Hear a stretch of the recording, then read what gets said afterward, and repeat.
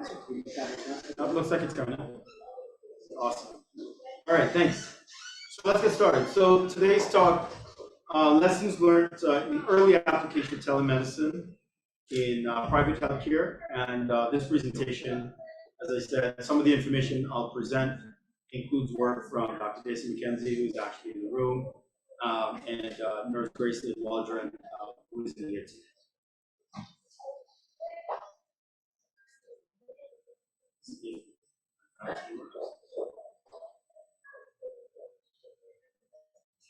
Sorry. I'm trying to, oh, there we go. Awesome. All right, so today, from the agenda, I'll give a brief introduction, and then I'll talk about the primary goals, the lessons learned. I'll summarize the lessons learned for you early, and then I'll present a little bit about telemedicine kit evaluation. So you see sort of how our telemedicine effort is advancing, and then, well, I'll give you some.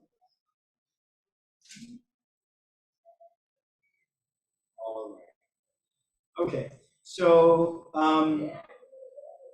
about 530,000 people in Guyana are on social media, and last reported over 670,000 people using cell phones. And some people have two cell phones. So there's very heavy use of mobile technology in Guyana, even though in many areas we still see challenges with data and the quality of data. And I'll talk about how you do telemedicine in a place where data is very challenging. It's one of the biggest challenges. So in June 2022, our company, Aqua Health, launched what we term the first consumer-based telehealth application. It's called Health First, and it was the brainchild of Dr. Daisy McKenzie, whose idea won a Vision Fund grant from the Georgetown Chamber of Commerce. The app gives doctors, psychologists the opportunity to sign up, and actually, because it's a private setting, they can actually set a cost for their services, and then the public can sign up to be on the app and find a doctor that they think best suits them, and then just make an appointment. And it's completely hands-off, and it's just in the public domain. You can download the app and just use it, and it's app.healthfirst.gy. So, so this was the team. Some of the on-call folks, Dr. Frank Anthony was there, so they were quite supportive of the first time. But I must mention that it wasn't the first time that telemedicine itself was being used in Guyana. The Public Health Ministry does have technology that encourages use of telemedicine, teleradiology, and so forth. But this was the first time in a private setting that we were launching an app developed by Guyanese and in Guyana for use by Guyanese. Prior to that, still in the background, in 2021, On-Call had introduced a telephone system so that anyone could call and talk to the doctor. So prior to this, if you wanted assistance, medical assistance, or you want to talk to a psychologist, you'd have to go to a clinic or call somebody that you knew, right? So you'd have to know a doctor or know someone. And so our goal was to use the technology to expand that access by making it possible for anybody to be able to pick up a telephone and call and speak with a doctor. So in 2021, we introduced sort of a medical hotline, I believe it's 233 a doc, 2362, and folks could just pick up. And within a few months, we had over 100 patients that called either to talk to a doctor, get some explanation on labs that they had, request assistance. Because it was during the pandemic, we had a lot of people calling about COVID in particular. I remember there was this one guy who was isolated because of COVID, and he was going through a very difficult period because he was away from his children. And even though multiple evaluations had indicated he didn't have COVID, he kept reporting that he still felt like he had COVID symptoms. and you know, he would be there crying, and so our staff would, I remember, continue to try to talk to him. And we think it had to do with the fact that he was isolated and he talked to the fact he was away from his children, and it was quite a difficult period. But because of the service, he was able to find somebody to talk to and to get some assistance. Since then, since the introduction of both the app and the sort of simple telephone form of telemedicine, we have now advanced to telehealth or telemedicine by introducing what's called a mobile teleclinic. And what we've done is that we've taken the application where individuals can talk to each other and move that onto a platform where when we collect data, when there's an in-person visit, information about the patient can actually go into an EMR. I'm sure you're going to hear a lot about EMR from my colleague here, Khalid. And so this app now expanded, functions both as a platform for the public reaching doctors, but also a sense of continuity. So when that person then goes into a visit, the information that's collected during a telemedicine conversation, whether a mental health conversation or a medical conversation, that doctor can then see that history and then continue care for the patient. So it's not as it was before, where you would just talk to a doctor and then it would go away. Now there's continuity within the same application. So that if I'm collecting your blood pressure, for example, on a particular day, or we do an EKG or an ultrasound, then all of the doctors who see you can now go on the same application and be able to access that information. And so that's how we've been growing. So really what this talk is going to be about, if this goes down, showing off our kid, the president likes our kid, so he comes around often to see it. We actually had a recent, I just thought I'd put this picture up. We were recently doing, just to give you some shots of the application, we were recently doing a demonstration where we were showing that we could do, for example, an ultrasound. And the setup you're looking at, we were in a boardroom with some doctors, and members of our team are at a clinic remotely, and a patient comes in and they're able to see the patient. So if there's no doctor at that remote location, the doctors are in Georgetown or another location, they're able to treat the patient virtually. They're able to do an ultrasound and see it come up on the screen. They're able to do an ECG and see all of that information come up right on the screen before them, and then the patient goes. So what it does here, as I said before, is it expands the access through technology. So what I really want to talk about going forward is how this works within the environment that we have in Guyana. One of the first things that people would say is, how does the data work? And our first experience, and that's the lessons that I wanted to share today, was you have to think very critically and carefully about the type of technologies that you select, and even in the application development, the choices that you make in terms of how you move data around on a network that doesn't have much bandwidth, that's one, or is very unstable, right? It's up 1 minute and down the second minute. And I'm actually happy to share with you some results that show how bad it was. Now, often people try to tell you how they failed at something, but I'm actually here to tell you that when we tried it first, we failed miserably.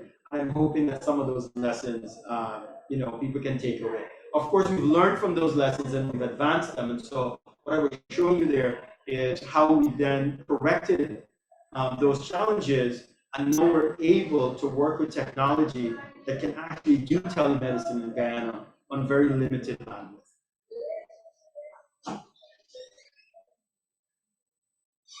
So here are the lessons learned. As I said, I'll summarize them for you. So if you don't hear anything else, you'll remember this. First thing we realize is that we need wider sensitization and education of telemedicine, right? We found that Guyanese are so accustomed to going to a doctor that changing that culturally, and I'll say this in dialect. Someone said, well, how do you check my pressure? Right? Like, how? You just on the screen, like, how does that work? So culturally, there still needs to be some sensitization for individuals to understand sort of the limits of telemedicine in this case, what the primary objective is, which is sometimes just a quick screening, or to provide the opportunity for someone to be able to talk to someone. So we're working really hard on marketing and trying to sensitize the public as to how this technology can really help as a first step towards seeking care. So that's one lesson, and it took some time to figure that out. Two, wider access to better quality data. This is a challenge. We did a demonstration once in an area. It was, like after work, people go, and if you find a Wi-Fi, you got it, right? Challenge is when it's open and you're trying to do something like telemedicine, a crowd came and the data just dropped, and we were offline, immediately offline. Then it came back up, and we got on for 10 more minutes, and then it went back offline. And so what we found in our experience is that low data is better than unstable data.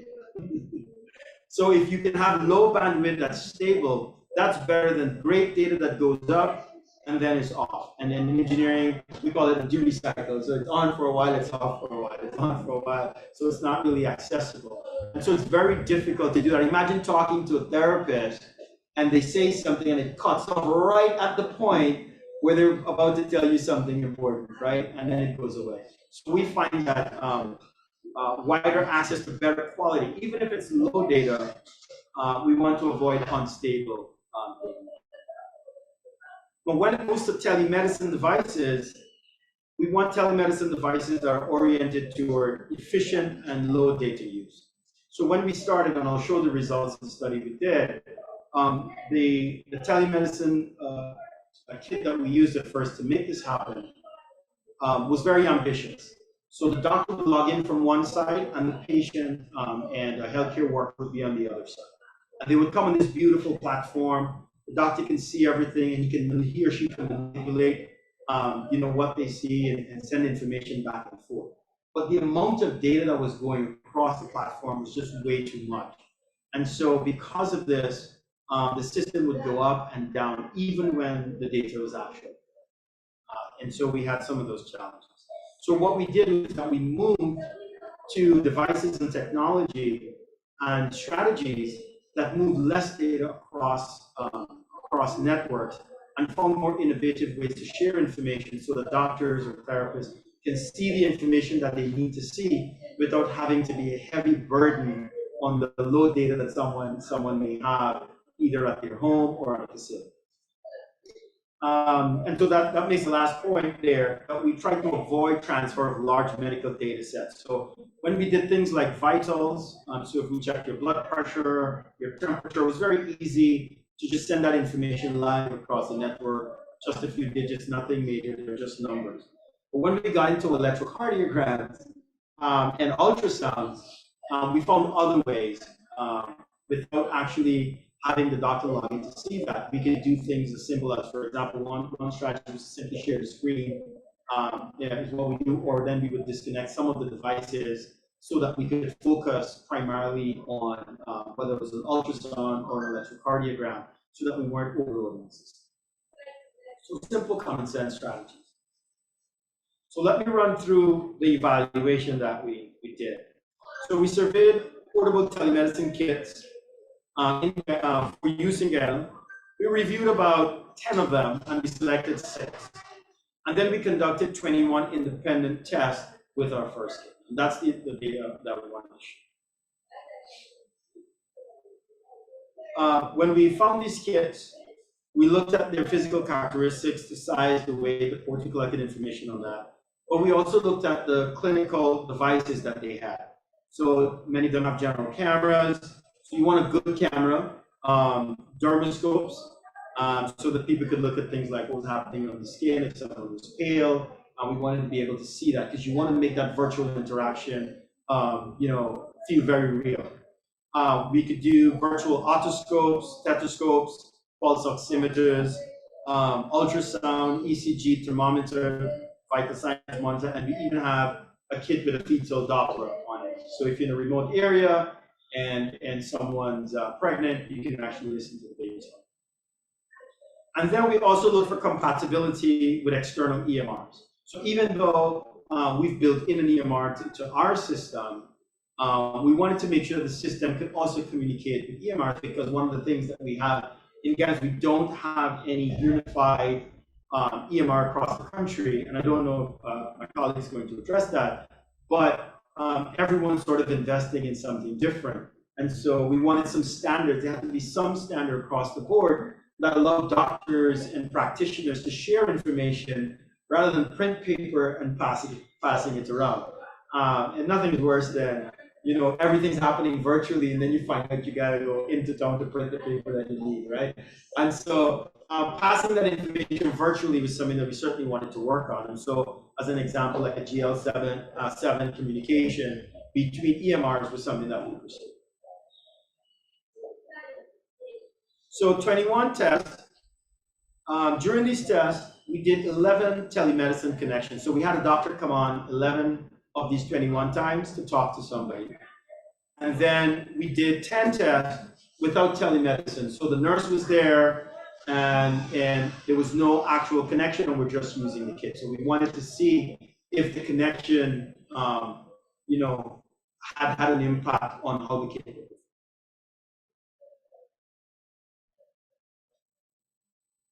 So there were 3 phases, right? We had a startup phase. So you start one of these kits, get everything started and ready to go. Then we connected devices after startup, because when you're doing telemedicine operation, you may want to try one piece of device, take it off, and bring another one up. Well, it's not useful if when you try to bring the second device on, it's not working, because everything needs to be connected at the beginning. So we wanted to test the versatility in being able to interchange. So as I said to you before, we don't want all of the devices to be on, because if you're in a low data situation, that might create some challenges. So you want the ability to put one on, use that, and then go to the next one, take it off, and not lose the connection or have challenges. And then in the last step, we had these telemedicine sessions where a doctor came on to see the patient, and then we're able to see how that works. And so here's the result, okay? And I put it in percent failure, as I said. So during the startup phase, we didn't have any major issues. About 9.5% of the times, the system would start up just like a computer, and maybe it wouldn't recognize the, you know, the dermoscope, or it didn't recognize the ultrasound device, and we might have to do some. But that only happened about 1 out of 10 times, okay? But during the post-startup phase, every time we try to take a device off on one of the kits and try to put it back on, it wouldn't work. It wanted all of the devices on because it wanted to collect this aggregate of data and then send it across. And that was a big challenge. So every time we tried to take something off, put it back on, it didn't work. So this was a major issue. During the telemedicine connection, actually this was great. We only had about 10% of the time the doctor couldn't hear what the patient was saying.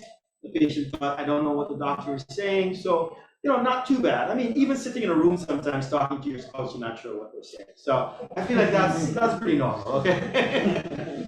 But on the telemedicine devices though, every time we changed something out, like 90% of the times, there was an issue. And this is what really sparked it for us. And so we were able to take this information and go back and say, we've got to find a better way to do telemedicine. And so this is where we actually went and we got another kit. Now that kit is under testing. I showed you some of the screenshot earlier, where when we're done completing those evaluations, we already feel confident that all of these challenges will be addressed. Right? We've got wireless devices on there that connect seamlessly, and we're not sending a payload of data across the network here. So we're actually able to do things like ultrasound and ECG. I thought this was interesting. One of the things we actually measured was the internet connection speed at the beginning of the test, before the doctor came on after that, because we wanted to see what the internet stability looked like.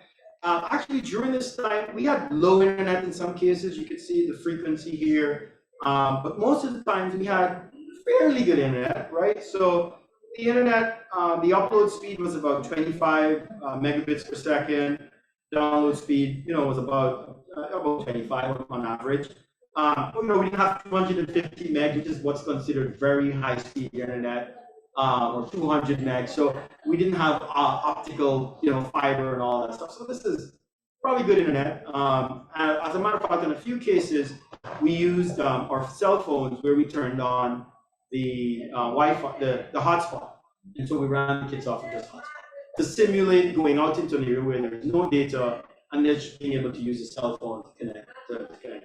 Well, this particular kid failed with that. The other one is showing a lot more.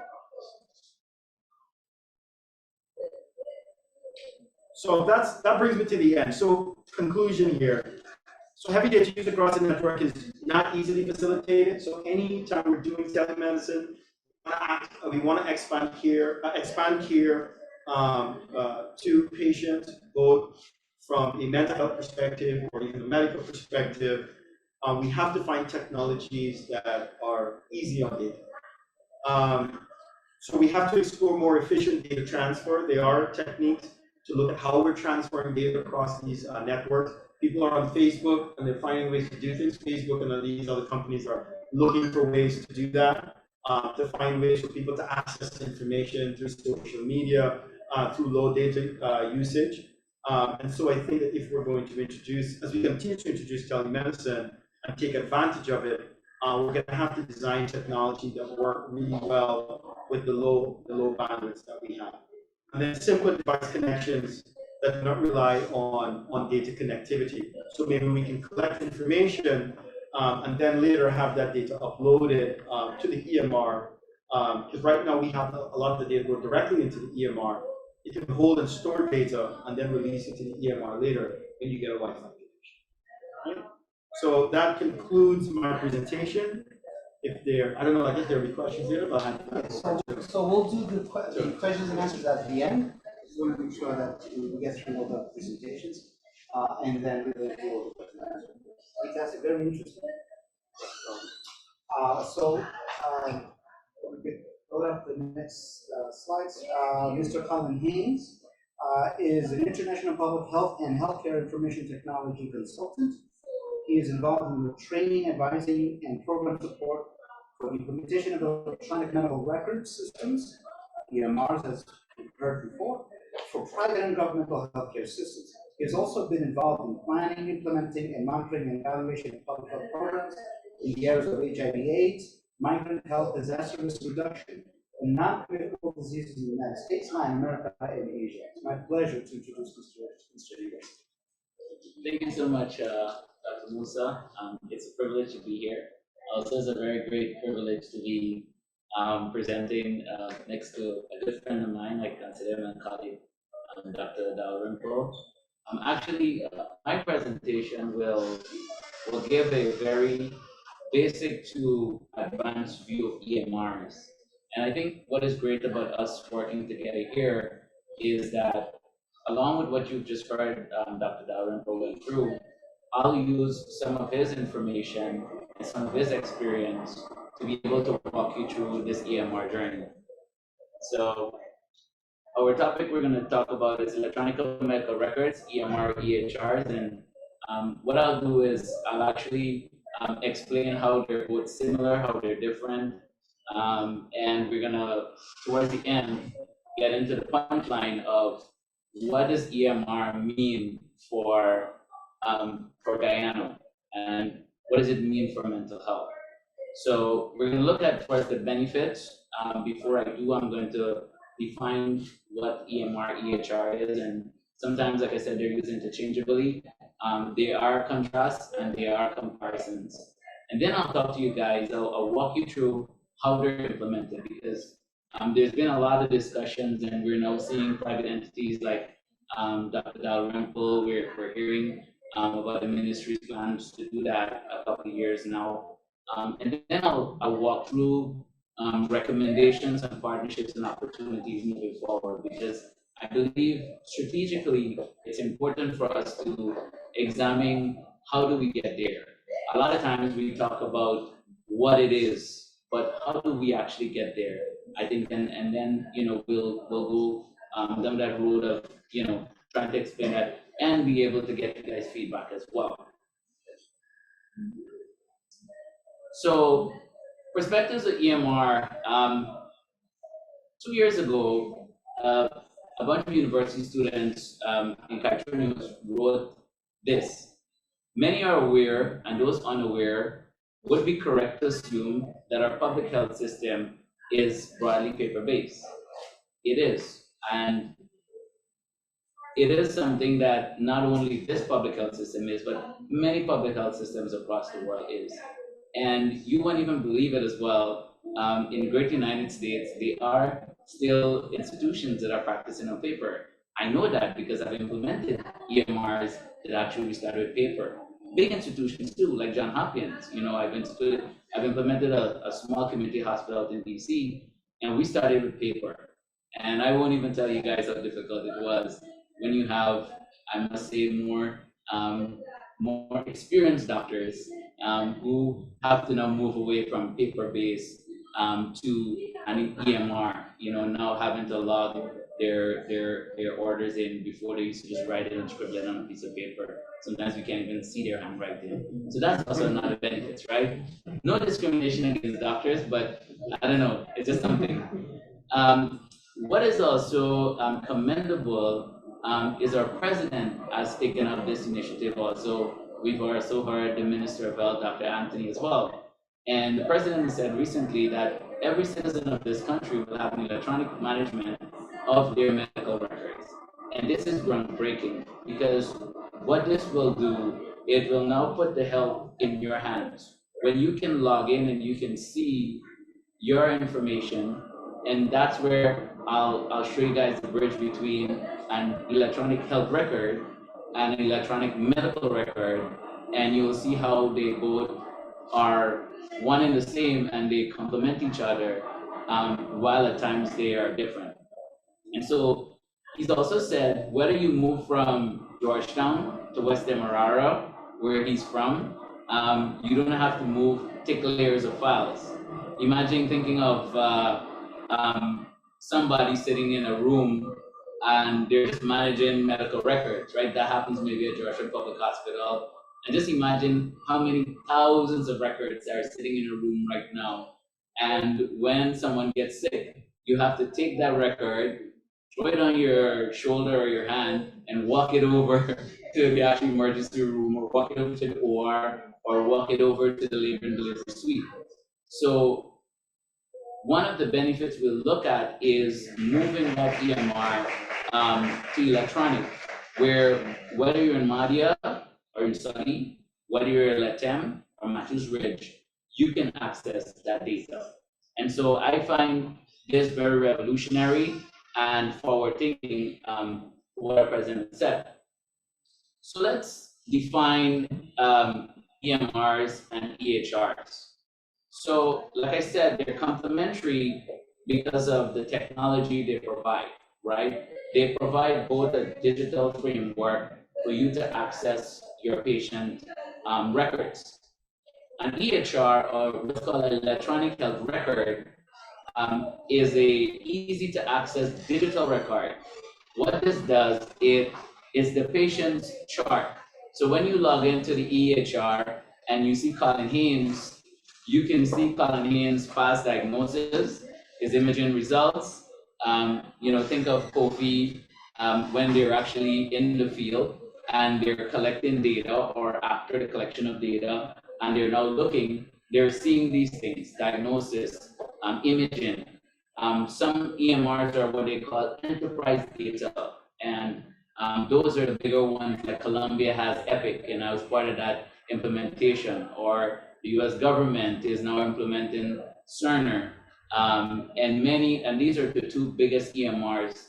And the real kick of an EMR for a large institution is to be able to become efficient at collecting information. What is the biggest thing about collecting information for bigger entities? It's money, because everything becomes billable, everything becomes easily to trace. In our public health system, we may not be very focused on that, but as I talk to you guys about the public-private partnership, which I believe that we should embrace this concept of a one health record, where, like I said, if you go to St. Joseph Mercy or you go to Diamond Hospital, they'll be able to access those records. And it doesn't mean they have to have the same EMR. It could be different because there are cases where you can pull data from secondary sources or you can scan them in as well. So that's what an EHR does. And also we talk about as well, records are pulled from patient wearables. You know what wearables are? So when patients go to the hospital, they get a wristband, right?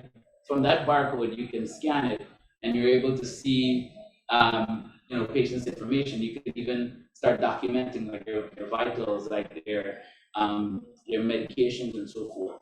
So that's what an EHR is. It's the personal record.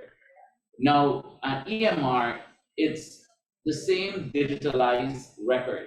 However, the difference is an EMR is more broad-based. It allows the individual patients associated with their practice to be able to identify things like screening, vaccination, checkups. But what also an EHR does, it provides an all-encompassing view of management or administration being able to pull records, broad-based records of the institution. So how many patients came to the ER today through a Joshua Public Hospital? Middle, lower middle, and upper management can have access to those records. Also, you'll see that patients now can log in online and be able to view. I went to the ER yesterday. What are my lab results? Because I want to be able to see what happened to me, right?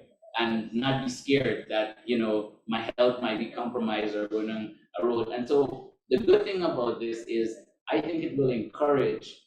And I'm gonna also pick particularly on us as males today because we don't really do a very good job at our health, right? We can log in there and we can see what's going on, and that sets a benchmark for us to be able to know what I need to work on, whether it's my cholesterol or my albumin or my creatinine levels or so forth. So what I've also done here is show you this in perspective, where they're different and where they're similar. As you see, an EMR will run localized reports, right, of a whole facility. You'll also be able to see, patients will be able to see a viewing access.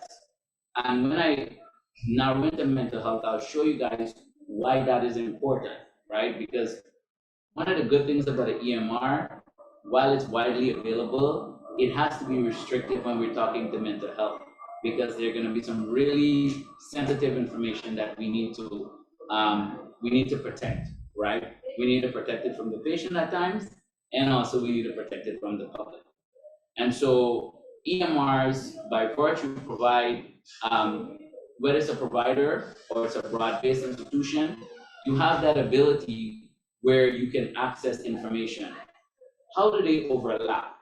So you will know by now that they're all digital, right? So that's the basic foundation. And it's also all electronic information or health information we're looking at. But also what's important is that there are controls inside. Like I said, lower level managers, middle, upper level managers can run reports. They can see, how many tests were done in the lab today, how many were resulted. Why is this important though? It's important so that we can develop efficiency. We're going to be spending a lot of money on EHRs. And, I got to tell you guys, this is no easy feat. And it's not something that I would like to say, it's not something you can like walk into the store and just buy it and take it and use it. Because an EHR implementation, we're talking about not months, but years. And I'll show you guys why it takes us years to even get there. So along with EHR, there's transferable reports.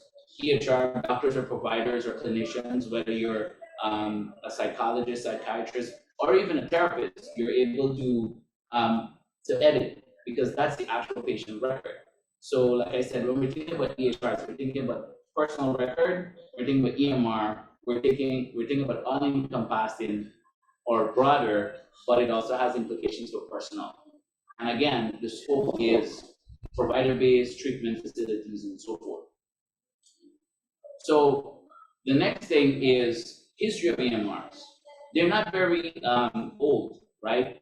In the 1960s, the idea of EMR began to be toyed by a guy named Larry Weed. Larry Weed started to write and postulate about having a patient health record. And then in 1972, Brigham Strife, which is an institute, they said, well, this is something that we can see we're moving towards, and we would encourage it to be done both by public and private. And normally, the first person that has to jump on most things is the government, particularly U.S. government, because of the reach. You know, when you're talking about military hospitals, you're talking about local health or county health hospitals, which was a thing back then. It's kind of now a thing in the past because now we're moving towards a health system model where a lot of these big institutions are buying up the county hospitals, and also before healthcare used to be more community based in terms of who's paying, but now it's more insurance based. So you have to be, backed by insurance, and so it becomes more of an enterprise, right? And also that is sometimes it's a challenge and sometimes it's good. But as you guys would know, with Affordability Care Act, or what we call Obamacare, it provides for incentives. And so from the 19th to the 2000, we had President Bush, who placed a lot of money in the budget for us to accelerate the use, both locally and private as well, both public and private. Additionally, as I said, the Affordable Care Act came along, and that provides specific incentives. If you're documenting vitals, diagnosis, orders, notes, you get bucks, you get money, hospitals get money. So there is a return of investment for implementing an EMR, because what it does, the government says, look, we're moving towards a more efficient process, and we will incentivize that process for you. So I thought it's important for us to get a background and get an idea of the definition of what they are. But as we delve in deeper, what are the benefits in the mental health context? Why get an EMR? Now, an EMR is something you just don't get it for mental health. You get it for primary care, you get it for labor and delivery, you get it for everything. But mental health becomes a major focus here because of its benefits, right? So mental health providers write group therapy notes, right? I'll show you guys those notes. I have screenshots to show you. Also episodes of care, or every time you come for depression, or you come for if you have suicidal thoughts or whatever. And also there's support group documentation. So, it's a bunch of us here sitting in this room, we become a support group. And everything that we discuss becomes something that can be documented in an EMR. Again, it's nothing to be worried about because all that information is kept private. Also performing screenings. EMRs are so great now, you can pull up what's called a PHQ-2, a PHQ-9, which is it's called the public health questionnaire. So it screens and asks you questions that can relate towards depression and suicidal thoughts. Another thing is that, like we said, the president had made the bold statement, whether you're in West Demerara or you're in Georgetown, you can access your records. When I was doing this presentation, I thought about my days, and my dissertation was about getting patients back into care for HIV, because a lot of our HIV patients were loggers and minors, and when they leave the Georgetown locale and they're gone in the bush for 60, 90, 120 days, they become lost to follow up, right? But wouldn't it be good if you're in Madhya or in Karasabai and you could hit the nearest camp or the nearest city, and if something is wrong with you, you can go there, and the same information in Georgetown is also here in Karasabai. Wouldn't that be a cool thing? It would be great, right? And another thing is that we notice in HIV and even in mental health, it's stigma. We have to talk about stigma because it exists. And I think we're doing a little better than we did in the 90s with it, but we also need to get a little more comfortable with sharing of our information, not sharing that, in terms of taking your electronic health record and sharing it, but being able to go and access those services, right, that are readily available. The ministry is paying a lot of money for this. They're paying a lot of money for program activities, and we should invest in that. So, as promised, I wanted to show you guys. Oops. I want to show you guys what does it look like in an EMR. When a patient comes, the nurse takes their vitals, then the doctor jumps into this section where he begins the planning section. And this is straight out of one of the enterprise EMRs called Epic. I worked with Epic for over 9 years. It's at Columbia, it's at Johns Hopkins, it's at the Mayo Clinic, it's at every big facility you can talk about. They have Epic now. And if they don't have Epic, they have Cerner. But there's some other also early EMRs like McKesson and eClinical Networks and NextGen and so forth. And some of those are used only strictly in ambulatory setting or clinic. And then what Epic and Cerner does, and McKesson, they now provide everything. They provide it from ambulatory to inpatient. So you can follow from all of your preventive health all the way up to when you get sick, you go through the emergency to the ER, and even if you sadly expire, there is documentation for you there. And so you'll go in here, you'll click on, and as you can see, there's a pregnancy here as the episode.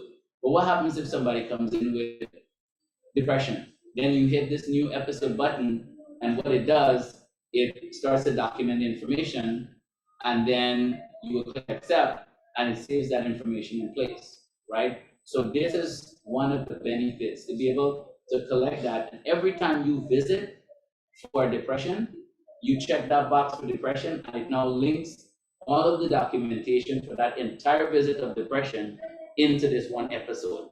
Just like pregnancy doesn't go away until 9 months, right? And in some cases, let's say 9.5 to 10 months, because you have to come back for postpartum, right? And that's when the episode becomes closed, particularly for postpartum. But when someone has depression, unless they've overcome that or they've overcome suicidal thoughts, it just becomes like a file, right? It becomes this large, massive filing cabinet. And that's the great thing, just consolidating data. And on the right side, in the picture you're looking at, you'll see an example of how to write an actual note. Now, these systems become very fancy, right, with writing notes. Of course, doctors can scribble a note in that box, but do you see where they're pointing to in that box there, the red pointer that says number 3? They can actually type in depression, and there's a template for depression. There's a template for suicidal thoughts. There's a template for your progress, your H&P, and any note, an up note is there. So doctors no longer can complain about not able to do their documentation on time, because what happens is that they have that template. Kofi goes and he takes his sets up his kit, and he hits that template, and right away that template loads, and as the patient is talking, you can type, right? And one of the balances that I've seen, and I'm gonna also be honest with you guys, one of the challenges is that sometimes you'll feel like your doctor is not looking at you because they're documented.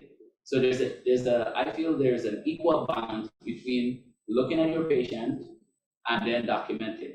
And providers have ways around that. They can do that at the end, right? Because there's a time span before they get dinged on. And this is only in the commercial world, but in the public sector, I think you'll have a lot more flexibility in that regard.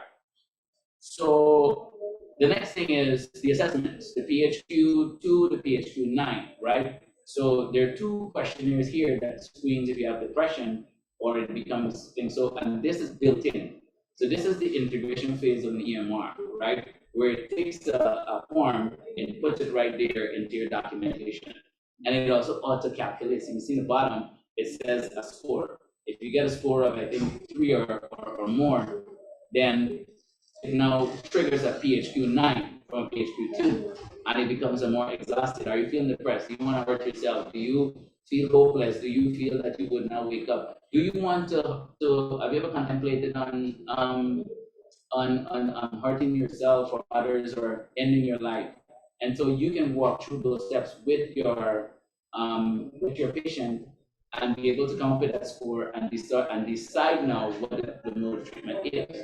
So this is how your EMR is working for you in this regard. Now, the other thing is the Columbia risk assessment. And Columbia has done greatly coming up with this assessment, and it's available in two formats. Sadly, I only was able to get this format where nurses have to document in a flow sheet. So this is your flow sheet assessment that you would have on paper and you would be writing. But in this case, you're just clicking buttons. And as you can see those boxes, right? Those boxes, like, if I could move my mouse, there's a little magnifying glass with a box. And that's where you get selections. And if something is not there, you see there's a little piece of paper next to that magnifying glass. You guys have seen that? That's where you can document on that section as well. So I'm sorry that I couldn't make it a little bigger, but this, among the Edinburgh scale, you name the assessment, it is there within the EMR, and it could be integrated. Whether it's a big EMR, whether it's a small EMR, that form could be integrated. And that provides for a quick assessment of the patient instead of writing it out, right? Imagine writing out all that long assessment that's there. So the next thing we have to look at is, what does it take to get an EMR? It takes a lot of hard work. I mean, I've been on projects where we started implementing an EMR for over 4 years before I got there.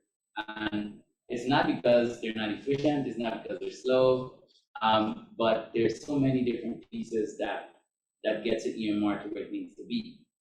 First of all, and I'm trying to get my screen here to load, but it's not. Some reason I want to see what's going on, but I'll talk through the first phase. The first phase is, thank you, is forecasting. So we're going to get an EMR. We have to decide, is this only public sector? Is this only private sector? What does the roadmap look like? I mean, what EMR are we getting? And so this becomes your forecasting. This is the beginning of, let's say, a 4-year cycle, right? And then you assemble a team. You assemble a team of people who range from what's called your CMIO, or your Chief Medical Information Officer. And that is critical because the Chief Medical Information Officer, which probably might be Kofi in his institution, he ensures that the implementation of this EMR runs smooth. And then after it's run, his job is not done. Compliance, ensuring that it's safe, ensuring that it's documenting, ensuring that we can meet those benchmarks to be able to get funding that's requisite with the requirements for, let's say, the US government case. Then there's your EMR practice manager that runs the whole operations of it. And with that comes an application analysts and developers, and they have people who test the EMR. You know, the EMR is not usually ready. My experience is not usually ready until like that instant before we go live. A lot of times when I come in, it's been 2 to 3 years, and we're not even at 80% of the build. So there are two different platforms. There's one that we train on, and I'll talk in the training stage about it, and there's the real thing, which I call production. Production is the day of, moving on. And there is set up a mock version that goes through training. As I said to you guys, it costs a lot of money. I've been in EMR implementations that begin at somewhere around 20 to 40 million. We're talking US dollars here, right? Onto an institution like Columbia that has about, what, 13, 15 hospitals, $1.2 billion, right? They're very expensive. Let's make no mistake about it. But the benefits outweigh the risk. So when we're talking about looking at an EMR, we are really looking at whether this is a good investment for the future. And it is a good investment for the future. And everything with an investment, it usually will take some amount of putting in resources and funds, right? As it relates to the money, it relates on to your scale of your project, how many facilities you're going live with, at a time, in a year period. Or what EMR are you using? Because as Dr. Musa and us were talking, there are some simple EMRs out there that you can just pull off of open source, implement it, and all you have to pay for is not the software, but you have to pay for the people to support the software, and that makes it a little easier. Infrastructure. EMRs live on massive infrastructure. We're talking about terabytes of data, right? So you need to have a server, you need to have computers, both desktop. EMRs also exist on these things, right? On tablets. So for instance, in Epic, they have Haiku, which is the tablet, and there's Kanto that goes on your phone. So a doctor can be sitting on the train or, sitting, somewhere and he's getting driven on New York City, and he could be looking at his notes and he could start like documenting or reviewing before he sees his patient. And this becomes very important and accessible. And so EMRs are built around those accessibility. Kofi takes a kit around, which a few years ago, I found it revolutionary when I first saw a kit. And this was, I was getting a job to work in Kenya as a practice manager to be able to implement something there, because there's a company out of MIT that was going to implement a simple EMR, and that was just going to collect information, load it up, and then when we get to the nearest internet, it could be uploaded, right? And so I'll also talk about just slightly about the types of EMR in time to come. But all in all, the thing that I enjoy and the thing that I've enjoyed for years about doing the work that I've done is the training.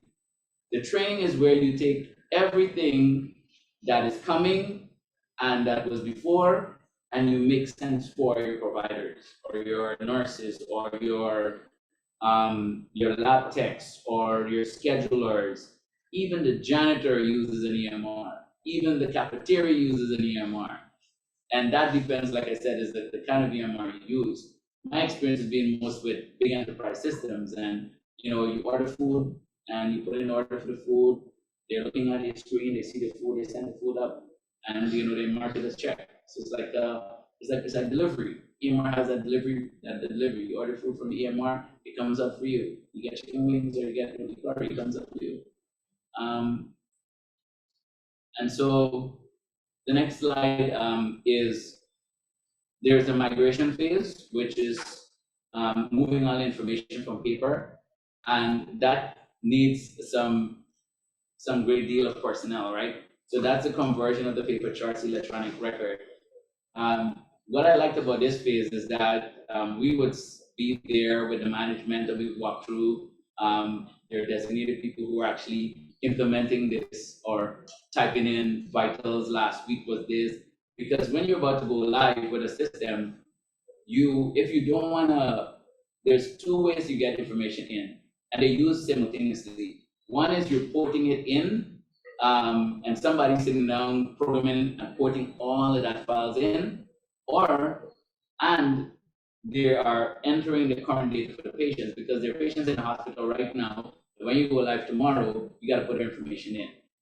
And then there's the go live. That's the big day, That's the day where everybody's pulling their hair out. They're taking computers and they're shining across the floor.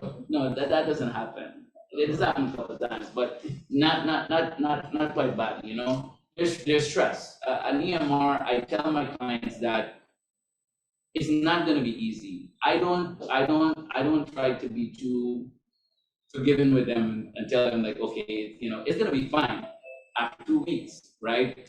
But you have to get used to this new system. It's going to be tough. When something is getting integrated, think of all those 4 years have to come together in one day, which means that your lab doesn't cross over, which means the orders are not in, which means sometimes those data that's been implemented from the paper chart, it's not there on day one. It will be eventually, but it's not there. And so you still may need to have that file. And another thing we have to look at is what happens when the system goes down, downtime, right? You can go back to paper, right? You can just go back to having downtime forms, enter vitals and stuff in, because it goes down from maintenance, right? It's not the most perfect system, but it has backups and stuff like that. And then post go live, which is evaluation optimization, this is what Kofi did. Kofi, they looked at what worked, what didn't work, and what could be better. They looked at their bandwidth speeds and they said, well, what is more efficient? And they realized that the cell phone getting a hotspot might be a good idea. They realized that lower bandwidth might have worked. And so in cases of implementing EMRs, your management and also staff, whether upper, high, or low level, they're there. I've sat in those meetings before with the CEO and the vice presidents and so forth, and we're talking what we see on the ground, what are the challenges, and we're able to make informed decisions. Because then 6 months from there, there's what's called an optimization phase. It's a phase where you've now seen what the EMR does and what it can do, and you want that. So you got the basic Toyota, right? And then you realize that you want to convert it to like a Prado, or you want to put in nice speakers in it or whatever, and that happens. An EMR, I look at it as a car, right? I look at it as, you start out with, if you get a Cadillac and you get nice rims or you get nice leather seats, you want a television in it or whatever, and that's what happens. You make those upgrades, and those upgrades are important for you, for your comfort, for the safety, for efficiency. Now, this I'm just gonna show you guys the timeline for our EMR. Like I said, this is a timeline for 2 years, for about 2 years. I haven't included everything here, so I showed you forecasting, budgeting, infrastructure, training, and go live activities, right? Now, this could be 4 years, like I said, 3 years, but it depends on how many facilities, what types of facilities, and in Guyana's case, it's going to be where they're located, because it's going to be a little challenging to implement a EMR in Maracabai as opposed to Georgetown or Linden or Tingspan, right? In conclusion, I started to think about how we can make this work, right? How do we make it work? And I think partnerships and opportunities are very important to making an EMR successful. And one of the great things we've done with all sorts of diseases, mental health, we've done it with HIV, communicable diseases, non-communicable diseases, is partnerships, right? You've heard of the public-private partnership mix. And what that does, it provides for businesses, private businesses, in this case will be hospitals, business entities like my friend here, Mr. Dalrymple, that will come on board and embrace the current implementation. They can also add to it or they can adapt it as well. So there's a business strategy that has to be developed, whether this is going to be financed only by the government, the private sector, or both. Health is not something a government should only invest in. There is an equal opportunity and an equal responsibility for large corporations, multinational corporations, you guys know what I'm talking about now, to be able to invest in that, both for the society and for their employers. You heard Google and Amazon and them, they're moving to EMR, right? For their patients, because they want their patients to get quality access to services. We have to, like I said, we have to determine what are the ways. I mean, personally, I think we should do them in two different regions: the hinterland and the coastal areas. So 2, 3, 4, 5, 6, and 10 will go one wave, and 1, 2, 7, 8, and 9 goes in another wave. And in some cases, you can mix the two, right? And like I said, the One Health EMR, where either they get an EMR that is separate but integrates with the public system, or they go with the public system and they help us fund that. And also with that comes the administrative, the financial burden, and so forth. If we can talk about anything in EMRs, we have to talk about safety. Because whether you're the president, or you're Colin Haynes, or you're Kofi Dalrymple, you don't want your data to get out there in the wrong hands, right? For people to know what diseases or or health complications you have. And so patient health information releases, which is, you know, usually you can sign a form and say, it's okay for Mercy to have my health information from Georgia Public Hospital. Now it can be done digitally in the EMR, right? You can fax health information as well. Patient privacy. What happens if there's a breach in data? They've happened. I've been part of institutions that have very good EMRs, like I tell you, the enterprise systems are highly encrypted and secure, but they've been hacked. I've been part of a hack before. Not, I haven't hacked it, but you know, I was part of the hack. And what they did is they erased everything. And so how do we get ready for that? Because again, the system is not foolproof, but we can develop safeguards and gaps in there to be able to manage that effectively. And so my recommendations is for us to develop a comprehensive system, visualize our capital, to engage with methodologies, to provide a platform for us to be able to share between entities. And this is just me summarizing everything. And to be able to, I think the biggest thing is have an Health Information Act. Anyone who's from the United States know we have what's called what? HIPAA, right? Health Information Portability and Accountability Act, which says that if Kofi or I access the president's record unlawfully, we go to jail. We get banned from practicing, and it's not harsh at all. I don't think it's harsh because those you have to safeguard information. That's not only the president's information, but that's my information too. My information gets in the hands of the wrong people. You know, if you are a psych nurse, you don't need to see labor and delivery stuff. You don't need to access it. And what happens with mental health, a lot of them have what's called this break the glass. So when you're about to enter into the chart for someone who has behavioral health or mental health issues, you have to break that glass. You have to say, you have to have a reason why you're breaking it. And you better be someone who's taking care of the patient. Because if you don't, there are audit reports that are running in the background. And when that comes up, you lose your job, right? I think that we have to develop reinforcement for human behavior because sometimes people are not just as nice as we think. And this is just me summarizing the fact that we need to create a One Health record. We need to reduce medical errors. We need greater efficiency in documenting, particularly among mental health.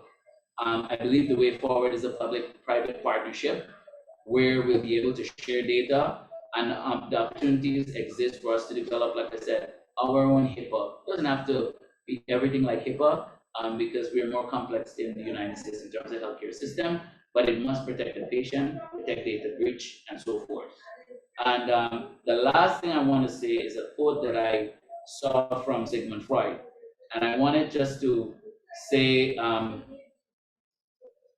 how do we put this in context? Out of our vulnerabilities come our strengths. We just got out of a pandemic. We're still in a pandemic, to be honest. But it created an opportunity for us today to gather here a year ago and today to be able to address the importance of mental health and to be able to come up or devise techniques to make our life easier. Whether it's Kofi's One Health system or it's going to be our electronic medical record, and it's a combination of both. So join us today in this adventure, in this fun, in bringing justice to our society, to our healthcare institution. Thank you. Wonderful, both wonderful presentations. I have some questions, but I want to give it up to the audience first, and then I'll, if we have time, we'll get into our questions. Good afternoon, Dr. Marks Edwards, epidemiologist, auditor specialist, relevant to. Even next door is clapping for you. Relevant to a couple of things that Colin mentioned, I'll give two of my previous hats. Director of Disease Control at the Ministry of Health and National AIDS Program Manager. National AIDS Program Manager. Gentlemen, thank you very much for your presentation. A couple of comments and questions, so you can jump with 2 or 3 questions. Our experience, Colin, and I don't think I'm seeing any policymaker here from the Ministry of Health. and it would be very useful for this pitch to be made to the policymakers. Just briefly on our experience trying to develop an electronic medical record system. And you said that these things are expensive. When I was the executive director of the health sector development unit, we got 750,000 US dollars out of the Global Fund supporting HIV to develop an electronic medical records for Guyana. So this is nothing new. And we spend that money, we talk about putting the infrastructure in place, right? We bought 150 computers. We bought servers because our idea was to pilot this using Region 6, Region 3, and Region 4 as the hub. And Colin will recall the folks who used to be heading the IT unit, Christopher Squires and Tamish Mirage. So we went a long way in developing this electronic medical record. A key thing that you mentioned, it took you guys sometimes 4 years. Someone promised the Minister of Health at that point in time that we would have deliver our EMR in a matter of months. And so we spent money, we had the programmers work on developing the program and what and so, and we started piloting it. Now, as you know, as IT persons, that any new system always has bugs, right? And when some problems develop from those bugs, we quashed the implementation of that EMR. Now, one of the concepts there was that we had local developers, right? We twinned with the University of Guyana as well as the Guyana Technical Institute. So basically, you had a cadre of persons available to support the system throughout. When people at my age move on, Chris and Tamish and the rest move on, you've had people who would have had the experience working with that system, would have been mentored. And most importantly, IT is the business. You know about proprietary license. We would not have had to pay any proprietary license because basically you have people from the University of Guyana. But international organizations that were advising the ministry got the ministry to quash the system. Colin spoke 40 million US for him to be implementing a system in one of the smaller states in the US or one of the universities in the US. Yeah, but in another system is 1.something billion. So the question, one of the questions to you, you're pitching this to Guyana. What will be the cost? Which one is the system? That will be talking about Epic. Are you going to be proposing Epic? And what would be the cost of that to Guyana? Now we have oil, and so people say money is not an issue. Oil doesn't spoil, that's what Trinidad said. But it ends after a period of time. Money is not going to be there all the time. So that's the first question.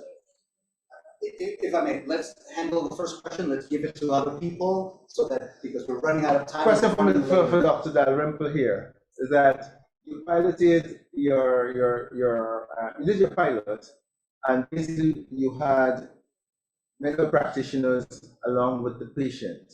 I didn't hear you speak about, were you able to pilot your system where only patients were there without any support from anybody in the medical community, and what was the experience with that? We're going to have the rest of the discussions offline, because there are lots of things that we can discuss. Yeah, maybe yours. You got to come up with a way to pitch this man some money. So let me go first and get out there. Yeah, so there's two modalities in how we deliver health, right? So the last one, of course, where we have the kit and the health worker is one model, where it's just somebody, could be even a technician that knows to use the instrument, and then the doctor or specialist could be in country, out of country. It doesn't really matter. They're in a remote location.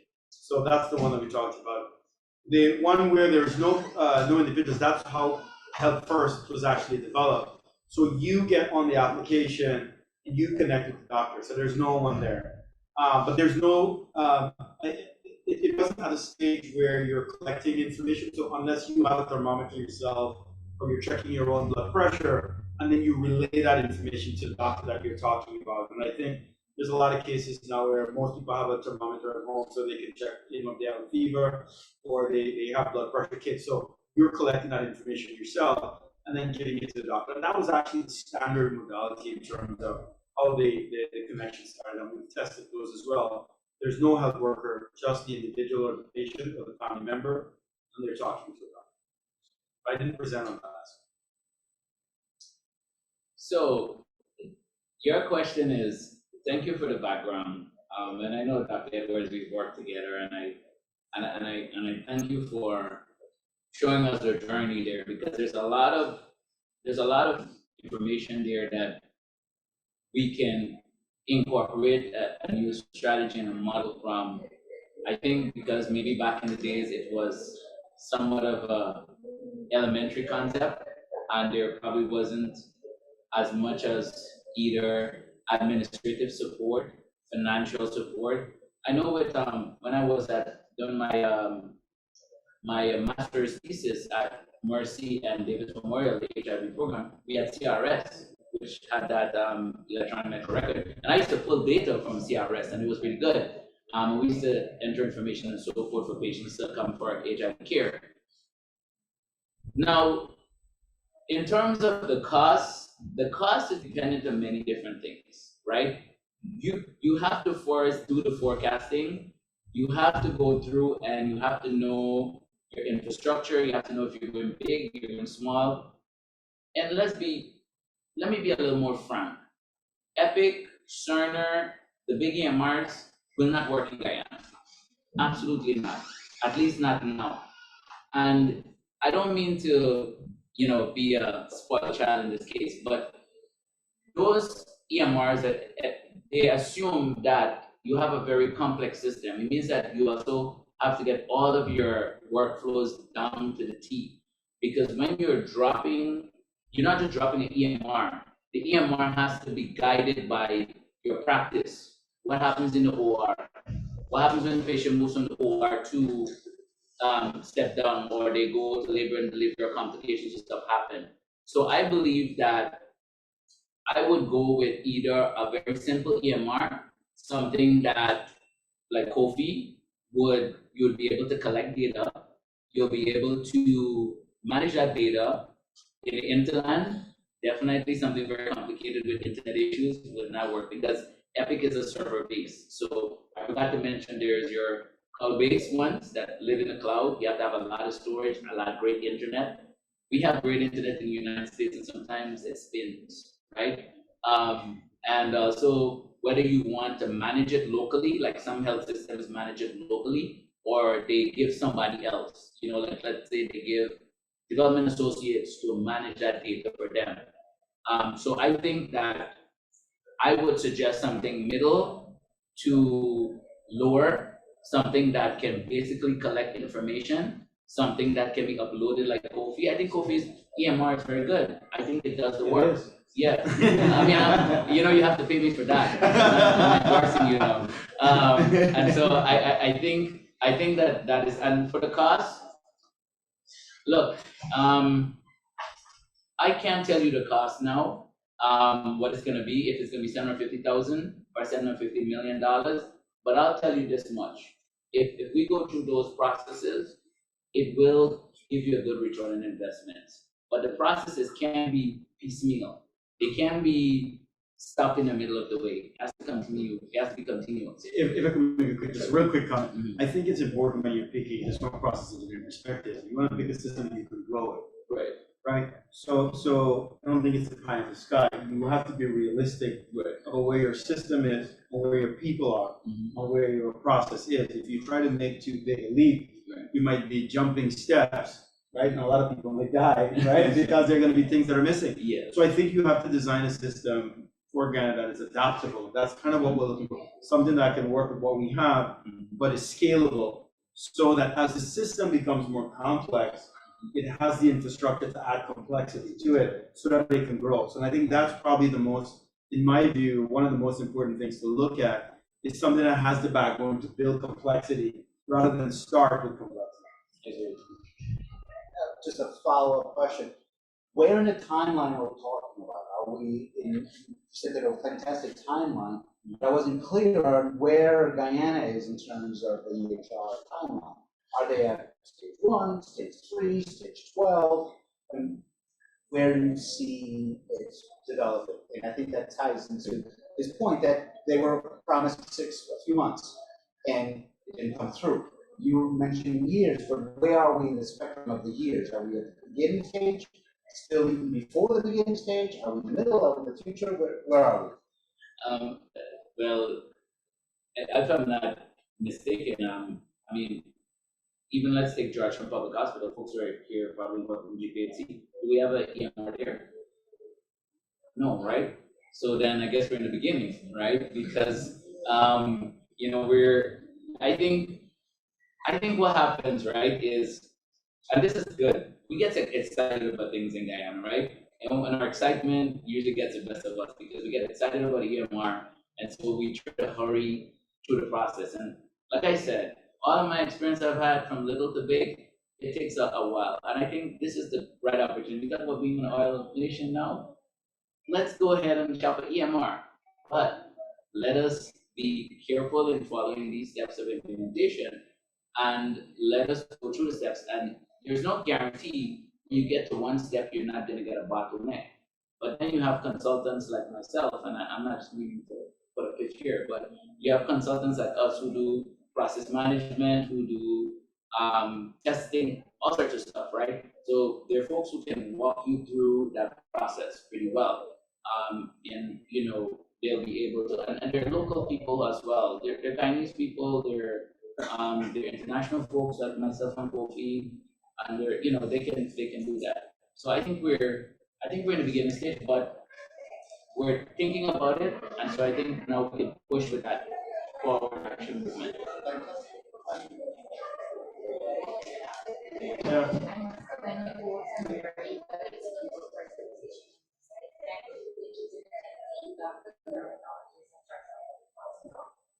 I have two questions. For the program that you're speaking about, is there any way of, in terms of accountability for our doctors?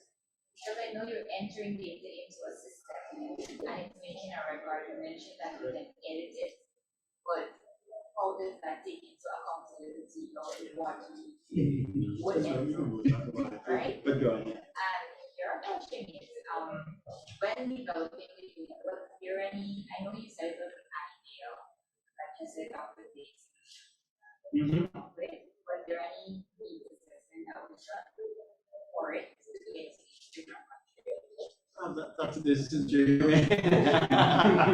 No. I want to give credit to where credit is due. Actually, why don't we start with Colin, because I think that was an interesting question about accountability, because we see that on our side too. Right. So why don't you answer that? Yeah, there is great accountability. So there is a department that will have to be instituted called medical records, or what we call HIM, Health Information Management. It's compliance.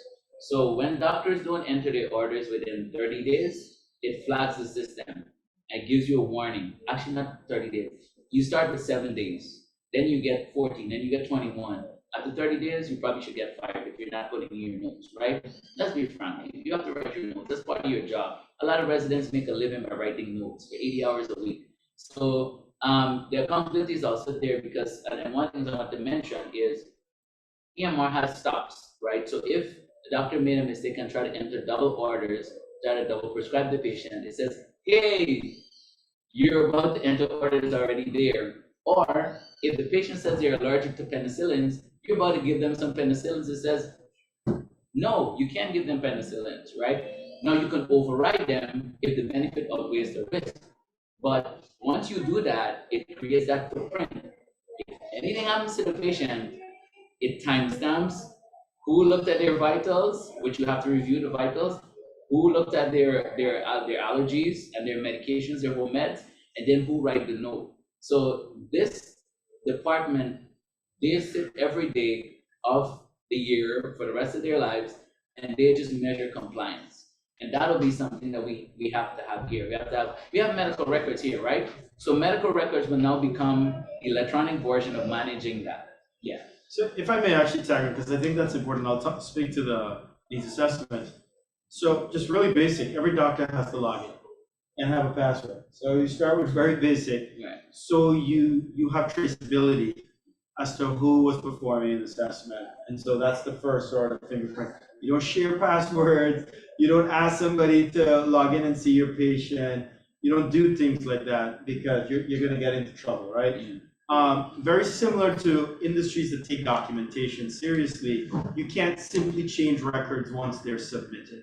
If there needs to be a change, there has to be some sort of process put in place to understand what the change needs to be, what is the justification for the change, and if that change is warranted with evidence, then you go ahead and people sign off on what needs to happen. So there's no willy-nilly going back and sort of changing, so there needs to be checks up front. I mean, this happens even in the pharmaceutical industry where I've worked in.